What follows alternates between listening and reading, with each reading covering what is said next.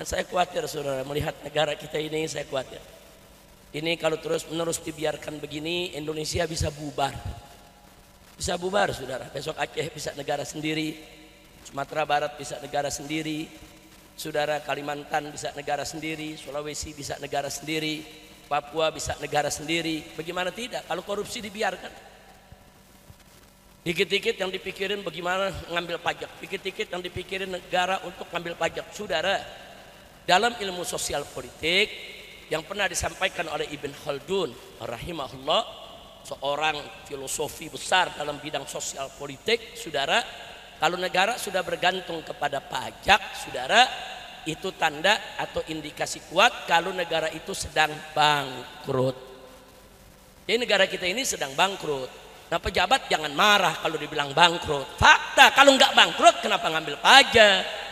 Saudara, ini negara lagi bangkrut, bangkrut.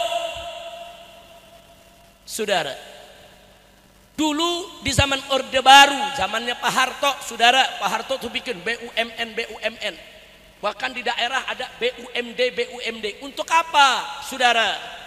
BUMN itu BUMN yang mengurus tambang emas, yang mengurus timah, yang mengurus saudara nikel, BUMN yang mengurus asuransi, BUMN yang mengurus penerbangan, saudara, BUMN yang mengurus pelayaran. Ada ratusan BUMN dulu dibuat. Untuk apa? Supaya BUMN itu saudara bekerja cari untung untuk membiayai negara. Makanya dulu zaman Pak Harto pajak rendah. Pajak itu rendah diambil dari rakyat. Kenapa? Karena BUMN-nya jalan. Sekarang BUMN-nya dirampok. Semua BUMN rugi. Gila, semua BUMN bisa rugi, saudara. Loh, kenapa bisa rugi? Buzzer diambil dijadiin komisaris, artis diambil dijadiin komisaris, influencer diambil dijadiin komisaris, saudara. Ada apa? Orang-orang bodoh, orang-orang tolol diangkat menjadi komisaris BUMN dengan gaji ratusan juta per bulannya. Bangkrut. Nah, begitu udah bangkrut, mau nyari duit dari mana? Rakyat dipajakin, saudara. Apakah ada menteri yang bilang, ya ini kan pajak sama zakat, pala lu bomenyan. Saudara, zakat itu Allah ambil dari orang kaya. Orang miskin nggak wajib zakat. Betul? Betul. Dan zakat itu diambil dari si kaya, dikasih kepada si miskin. Betul? Betul. Itu zakat. Kalau pajak enggak, diambil dari orang miskin buat ngempanin pejabat. Jadi itu pejabat pada makan diempanin dari uang rakyat, tidak punya malu.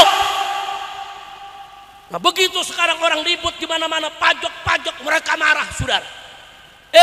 Kalau rakyat kritik jangan marah. Kalau rakyat kritik ambil pelajaran. Kalau rakyat kritik perbaiki negeri. Hati-hati, saudara. Ini sengaja saya sampaikan, saya takut kalau kondisi semakin hari semakin seperti ini, besok yang terjadi hukum rimba, saudara. Besok ada huru-hara di mana-mana.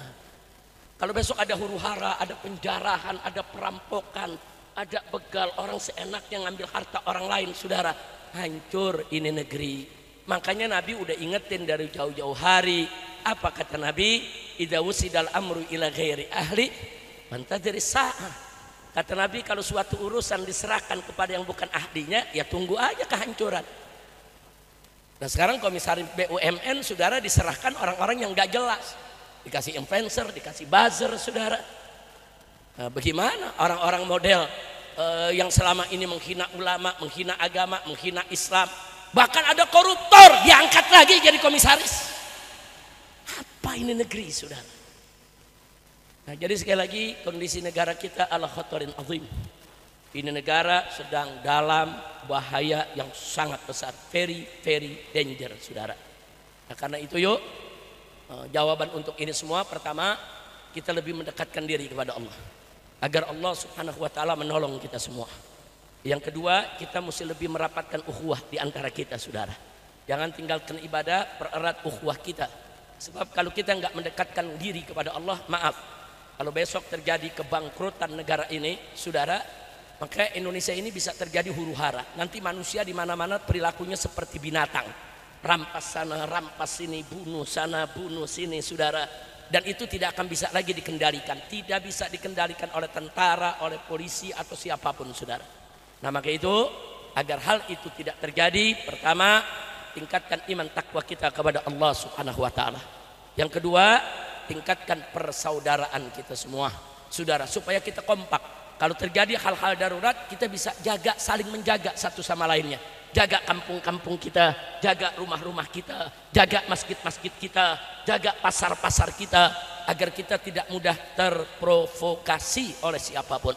Dan kepada pemerintah kita minta segera lakukan perubahan. Saya udah capek memberikan nasihat. Kalau saya katakan bosan nggak boleh, jerah nggak boleh, saudara. Kita dalam dakwah nih walaupun secapek apapun nggak boleh kita kapok, jerah, saudara. Kami sudah sampaikan nasihat kepada pemerintah, saudara. Sudah kita sampaikan, saudara, di mimbar-mimbar, lewat orang-orang yang dekat di sekitar presiden, lewat orang-orang yang duduk di DPR, saudara, lewat menteri-menteri yang ada di kabinet. Kita sudah sampaikan kepada mereka, kalau negara ini mau makmur, adil, sejahtera, singkirkan pejabat-pejabat korup, pejabat-pejabat jahat, pejabat-pejabat brengsek. Nggak boleh lagi ada di jajaran pemerintah kita, saudara. Nggak boleh. Orang udah ketahuan brengsek masih diangkat jadi menteri. Orang udah ketahuan terlibat judi online masih dipertahankan jadi menteri. Orang yang sudah ketahuan terlibat korupsi masih dipertahankan jadi menteri. Orang yang ketahuan terlibat pelanggaran HAM seperti pembunuhan di KM 50 masih diangkat menjadi menteri. Bagaimana mau berkah ini negara? Inna lillahi wa inna ilaihi raji'un, saudara. Nah, maka itu, saudara, di malam peringatan manusia yang serba sempurna, paripurna, yaitu Nabi Yuna Muhammad sallallahu alaihi wasallam, kita mohon kepada Allah dengan tawassul, yaitu tawassul melalui kesempurnaan nabinya, saudara, kesempurnaan akhlaknya, karakternya, kehidupannya, perilakunya, agar Allah menyelamatkan kita punya negeri ini. Amin, amin ya rabbal alamin. Ini negara kita saya udah nggak bisa ngomong lagi, udah ya kawan. Nasihat demi nasihat udah kita sampaikan, tinggal kita lihat aja. Ini negara tinggal nunggu kehancuran kalau tidak ada segera perubahan dan perbaikan. Jangan sekali-kali rakyat terus ditekan dengan pajak, ditekan dengan pajak, ditekan dengan pajak. Besok akan ada saatnya rakyat akan tumpah ruah ke jalan untuk menolak itu. Belajar dari peristiwa di Pati. Belajar dari peristiwa di Pati. Pajak naik 250%, rakyat turun besar-besaran, saudara. Begitu turun baru dia normalkan lagi itu pajak. Nah, ini kenaikan pajak bukan di Pati aja, hampir di semua daerah, saudara. Nah, itu bukan hanya PBB yang naik, pajak-pajak yang lain juga ikut naik. Ada urusan apa? Kok menteri yang bisa mikirnya pajak dipertahankan terus? Katanya ini ahli Bank Dunia, ini ahli moneter, ini ahli IMF, ini ahli PBB. Kalau cuman malakin preman juga bisa. Betul? Betul? Saudara, menteri itu bukan tukang palak. Kalau preman tukang palak, menteri jangan jadi tukang palak. Kerjaannya rakyat dikit-dikit pajak, dikit-dikit pajak, dikit-dikit pajak. Maka itu saya ajak umat, saudara, kalau Anda dipajaki apapun Anda tidak mampu bayar, nggak usah bayar. Lawan itu, saudara, pajak-pajak yang zalim. Ada urusan apa rakyat yang miskin diwajibkan pajak di luar daripada kemampuannya? Jangan bayar. Kira-kira berani gak? Berani tolak pajak yaitu yang mencekik? Berani tidak? Berani tidak? Takbir. Maka itu semua gerakan-gerakan anti kenaikan pajak saya dukung di seluruh Indonesia, saya dukung, saudara. Bukan, itu bukan mengada-ngada, bukan, saudara. Jadi kadang-kadang saya kalau begini, saudara, jadi ingat dulu, saudara, Anda tahulah saya dulu bagaimana berseberangannya dengan Gus Dur, saudara, dalam urusan-urusan pemikiran liberalnya. Tapi dalam urusan politik Gus Dur banyak benernya, saudara. Dulu Gus Dur bilang apa? DPR MPR itu kan kayak taman kanak-kanak, bubarin aja itu. Emang betul kenyataannya sekarang DPR MPR kayak taman kanak-kanak. Saya mau tanya, kalau DPR MPR kayak taman kanak-kanak, pertahankan atau bubarkan? Pertahankan atau bubarkan? Betul. Gus Dur pernah ditanya sama wartawan, Gus bagaimana nih kalau DPR udah nggak bener? Ya sudah, kalau udah banyak tikusnya bakar aja. Wartawan tanya, Gus masa rumah banyak tikus, bukan tikusnya aja yang diusir, masa rumahnya yang dibakar? Ya habis bagaimana kalau gedungnya isinya udah semua tikus? Ya, jujur aja ngelihat dari soal ini, Gus Dur benar tidak? Benar tidak? Benar sudah. Fakta, bahkan Gus Dur pernah bicara, jangan percaya itu densus-densusan, itu sandiwara, itu sinetron itu, pura-pura tuh ada teroris, sebetulnya cuma mau cairkan bantuan aja. Seorang Gus Dur berani mengatakan begitu, saudara. Fakta memang terjadi dan kita alami. Jadi mereka banyak main sinetron, bersandiwara, main drama. Ini ngatur negara. Ini bukan panggung sandiwara. Ini negara yang rakyatnya ada 275 juta. Ini negara, atur yang betul. Mengatur negara, saudara, bukan dengan ucapan, bukan hanya dengan kata-kata, bukan dengan retorika. Atur negara dengan kebijakan-kebijakan yang melindungi rakyat, yang membela rakyat, yang mensejahterakan rakyat, dan yang menyelamatkan negara Republik Indonesia. Betul? Takbir. Shallu ala Nabi. Saya pikir cukup itu saja yang saya mau sampaikan, saudara. Saya hanya ingin menyampaikan, hati-hati, jaga diri, rapatkan barisan, perkuat persatuan, saudara. Pertahanan keamanan rakyat semesta yang disebut hankam rata itu kita mesti mulai lagi di kampung-kampung kita. Jangan sampai terlambat, begitu ada chaos, begitu ada huru hara, nanti orang yang nggak salah jadi korban, saudara. Jadi jaga kampung masing-masing, jaga rumah masing-masing, saudara, jaga. Itu yang nggak bisa mengharapkan aparat yang jaga kita. Jangan mengharapkan aparat, saudara. Kadang-kadang kita hilang kambing, lapor aparat, bayarnya pakai kebo. Bukan mungkin ketemu, mungkin rugi. Betul? Nah, ini fakta, saudara. Nah, makanya saya sudah katakan berkali-kali, kalau polisi mau benar, Kapolrinya ganti, saudara. Banyak orang menghina agama, menghina ulama, saudara, menghina habaib. Kita laporkan ke Mabes Polri, nggak diproses. Ini Kapolri macam apa, saudara? Di Jawa Tengah, saudara, ada gerombolan yang selalu kerjaannya membubarkan pengajian. Terang-terangan mereka bergerombol pakai senjata, bubarin pengajian di mana-mana, nggak ditangkap. Apa ini program Polri sehingga Kapolrinya diam? Makanya tadi saya katakan, jaga kampung kita masing-masing, saudara. Kalau penjahat ini sudah berkolaborasi dengan pejabat, mau apa lagi kalau bukan kita lawan mereka? Karena kalau pejabat sudah berkolaborasi dengan penjahat, masyarakat yang akan jadi korbannya, saudara. Ada apa? Peristiwa Pemalang umpamanya, saudara. Jelas kok yang melakukan siapa. Dari seminggu sebelumnya mereka udah ngancep. Mereka keliling bawa senjata. Enggak ditindak. Dipanggil sama polisi aja enggak. Saudara, apa? Panitia diancam. Saudara, semua warga diancam. Apa? Saudara, makanya begitu saya tanya kepada panitia, Anda undang saya, Anda berani? Kalau nanti dilarang polisi bagaimana? Tetap kita adakan, Habib. Ini udah kesepakatan warga kami. Kalau nanti diancam sama gerombolan-gerombolan PKI ini, neo PKI, bagaimana? Tetap kami adakan. Saya katakan kalau Anda bertekad tetap menggelar, saya datang. Tapi kalau Anda nggak berani, ya batalin lagi dari sekarang. Sebab saya habis ceramah, saya bisa pulang. Saya habis ceramah, Anda tetap di situ. Nah, saya nggak mau nanti kedatangan saya menyusahkan Anda. Enggak, Habib. Kita siap. Apapun resikonya kita siap. Saya tidak sendiri, saya bersama warga satu kampung semua. Kami memang undang Habib. Sudah lama dan ini tidak boleh gagal. Kita datang ya, ikhwan. Begitu detik-detik saya mau naik ke mimbar, saudara, itu yang namanya Pangdam mengutus dandimnya, Kapolda mengutus Kapolresnya, temui saya di rumah panitia. Kita istirahat, mereka datang, Habib jangan ceramah, Habib ini bisa terjadi letupan, Habib ini bisa terjadi ini dan itu. Saya bilang, hei, ini mereka mau melarang dari kemarin, kenapa Anda tidak cegah? Kenapa Anda tidak tangkap? Kenapa Anda biarkan? Kenapa sekarang masyarakatnya mau dakwah kok justru Anda suruh bubar? Bukan begitu. Tugasmu, yaitu kita sampaikan kepada Dandim. Tugasmu, Dandim. Tugasmu, Kapolres. kalau ada gerakan-gerakan yang bisa mengganggu keamanan, ya tangkap dong. Mereka kan cuma segelintir orang. Kenapa kau takuti panitia? Kenapa kau ancam panitia? Kenapa kau mau bubarkan itu pengajian? Ribuan umat yang hadir, saudara. Saya bilang nggak bisa. Terus bilang, ya, tapi ini kan demi keamanan Habib. Kalau demi keamanan, dari kemarin kau tangkap. Tetap dia mendesak, Habib, ini permintaan Pangdam. Sebaiknya Habib nggak usah datang.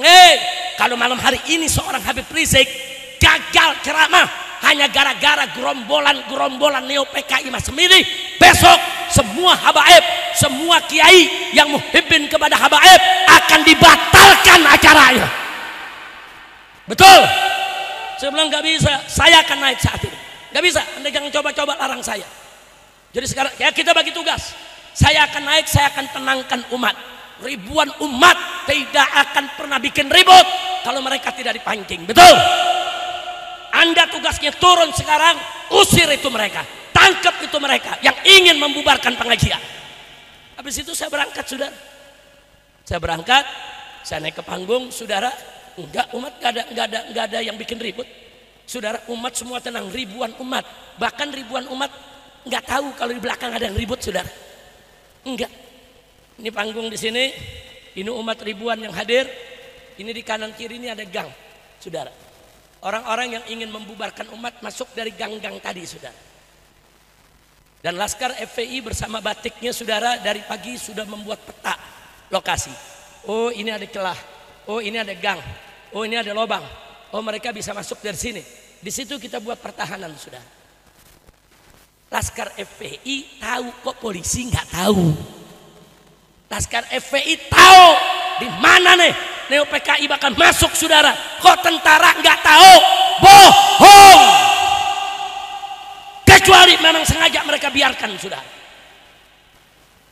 Jadi gang-gang itu dijaga oleh Laskar, saudara. Nah, begitu acara berjalan, saya punya menantu ceramah bersama Kiai Awid Masyuri. Mereka mulai melempari batu ke jamaah, tapi batunya nggak nyampe. Kenapa? Karena gang itu sudah dijegat, saudara, oleh Laskar. Jadi sambitan mereka tuh nggak mampu sampai ke jamaah, sehingga jamaah nggak tahu kalau mereka dilempari batu. Jamaah nggak tahu kalau mereka ini mau dikejar, mau dibubarkan, mau dipentungi, saudara. Jamaah tetap tertib, ikut selawatan, ikut dengar pengajian, saudara. Jadi seperti tidak ada apa-apa. Subhanallah, luar biasa. Kerjaan Laskar luar biasa, saudara. Rapi. Nah, karena mereka marah, nyambit batu nggak nyampe, nah mereka timpuk Laskar. Nah, Laskar ditimpuk, saudara. Ikan bawal buah terong dijual gue borong. Betul? Diubar sama Laskar, saudara. Dihantam. Nah, ternyata begitu dihantam, saudara, banyak yang tumbang, pecah kepala aja, saudara. Masuk ICU, katanya udah kebal semua. Jadi mereka, wah, action, saudara, kami udah udah dijampi lah, pakai ilmu kebal senjata tajam. Benar, kebal dari senjata tajam, tapi nggak kebal dikeprok me batu. Alhamdulillah, besok ada ilmu kebal dikeprok batu, saudara. Nah, akhirnya mereka lari pontang-panting, luka. Nah, begitu luka, besoknya lapor polisi, kami dianiaya oleh FPI. Kami digebuki oleh FPI. Kami banyak yang luka oleh FPI. Pala lo bomengan. Tengeng. Dia ngajakin berantem, dia babak belur lapor polisi. Enggak. Cengeng enggak. Laskar juga ada yang luka. Saya bilang Laskar gak luka. Enggak cengeng. Kita luka. Wah, ini resiko perjuangan. Enggak ada kita pakai lapor polisi, sudah. Nggak ada, mereka pakai lapor polisi, pakai dilayanin sama polisinya. Iya, emang lu kong kali kong. Kira-kira jelas gak? Nah, sekarang saya mau tanya, kalau kondisi seperti ini dibiarkan bahaya tidak? Bahaya, saudara. Makanya tadi saya bilang bikin barisan masing-masing di kampung masing-masing, saudara. Jadi kalau besok Anda bikin pengajian, ada kelompok-kelompok ini mau bubarin, lawan, jangan biarkan mereka membubarkan pengajian kita. Betul? Siap lawan tidak? Siap lawan tidak? Takbir. Sallu ala nabi. Lawan, saudara, urusan apa nggak dilawan? Nah kalau nggak dilawan besok-besok mereka bubarin semua. Jangan dibiarkan. Ini kelompok kurang ajar ini saudara. Ini kelompok kurang ajar. Saudara udah gitu banyak artis terlibat saudara ikut-ikutan. Udah gitu ada artis yang ngaku waliullah lagi. Dari mana lu waliullah? Astagfirullahaladzim. Mudah-mudahan Allah menyatukan kita semua. Ada yang nasihati saya, Habib Rizik, jangan mau diadu domba. Yang mau diadu domba siapa? Saya bukan diadu domba, diserang. Diserang. Bukan diadu domba, saudara. Kita mau ceramah, diserang. Saudara, begitu mobil saya masuk dari ujung sana, mau ke panggung, saudara, itu mereka terus berusaha menyerang untuk sampai ke mobil saya, untuk bisa menimpuk atau apa saja. Cuman nggak bisa, nggak berhasil.